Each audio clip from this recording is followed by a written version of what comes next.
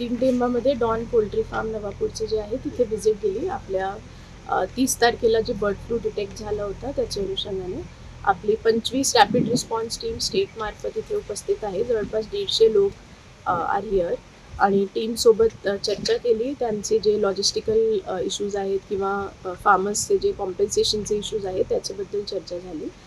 जवळपास 1,40,000 पैकी आमचा अराउंड 50,000 बर्ड्सचा कलिंग ऑलमोस्ट झाला आहे. जवळपास 40,000 अंडे आणि 58,500 किलो फीड जी आहे ती डिस्ट्रॉय झाली आहे. आणि सोबत त्यांनी 1 किलोमीटरमध्ये जे कलिंग करायचं त्याचं बॉर्डर, 3 किलोमीटरमध्ये कंटेनमेंट आणि 5 किलोमीटरमध्ये जे बफर झोन आहे ते पण मार्क केलं आहे. आणि त्यामध्ये पण पोलीस इज ऑल्सो इन्शुअरिंग की आपलं जे आदान जे पण बर्ड्सचं किंवा हे राहतो ते पण बिलकुल बॅन केलं आहे. आणि त्या अनुषंगाने सगळे जे पोल्ट्री फार्म्स नवापूरमध्ये आहेत त्यांना पण मी रिक्वेस्ट करते आहे की हे जे 5 किलोमीटरचा आपला हे बाइंडिंग हे आहे आपला एरिया आहे त्याचे आतमध्ये आणि बाहेर कोणता पण व्यवहार असायला नको. Because bird flu is extremely contagious आणि ते बाहेर आतमध्ये गेला की मग त्याची वाढण्याची जास्त शक्यता आहे.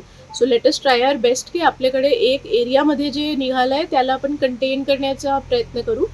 स्टेटचं पूर्ण टीम आणि लॉट ऑफ एफर्ट्स आपले जे नाशिकची लॅबॉरेटरी पण आहे. आज 3 किलोमीटर आणि 5 किलोमीटरवाले सॅम्पल्स पण कलेक्ट झाले आणि teams are going door to check human beings also. त्यांच्यामध्ये पण काही जर सिम्पटम्स आहे तर त्यांना पण जे प्रोफायलॅक्टिक मेडिसिन द्यायची आहे ते ती देत आहेत.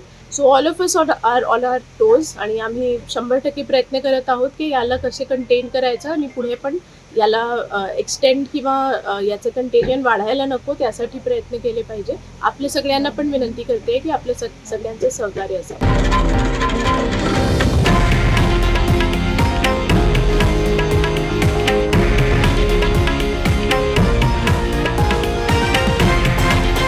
हे आहे देशातील नंबर 1 न्यूज नेटवर्क आणि आपण पाहत आहात TV9 मराठी, एकमेव.